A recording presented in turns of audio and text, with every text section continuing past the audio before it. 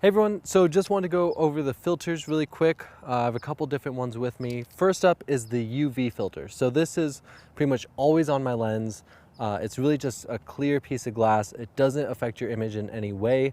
And it really just protects that front element of glass. So I'll take a picture here. Cool. And you can see it looks pretty natural, looks very normal.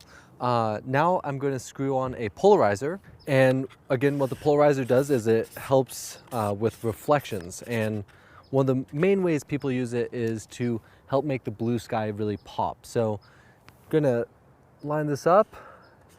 And you actually spin the polarizer on here.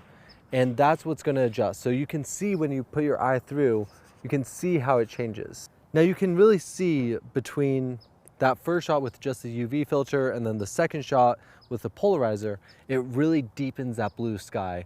And just looking at it here, it's almost too much, so I'm gonna keep rotating it. And I think that's a nicer balance between the two. Now you can also tell that there's sort of a gradient with the blue sky happening, and that's because the sun is off to the right here, and so it's much brighter there going to much darker. So if you're taking a landscape or something, you might want to think of where the sun is and position it so you don't get that gradient in the sky. Last up, we're going to talk about neutral density filters, and these are the filters that just darken your image overall, but they don't actually affect the colors or anything like that in any way. Okay, so I switched lenses just because I only have a variable ND filter for this one. You can see here on the side, that goes from minimum all the way to maximum. And so what that's doing is that it's basically making the image darker.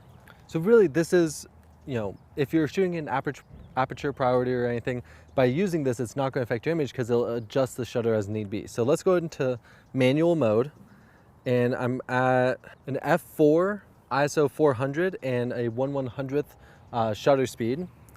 I take a photo with it pretty much fully open, not actually affecting the image, and it's super bright. I now spin the variable ND filter down, and right about there looks nice, so let's take a photo of that. And now I'll go all the way down, and you can see how dark it gets.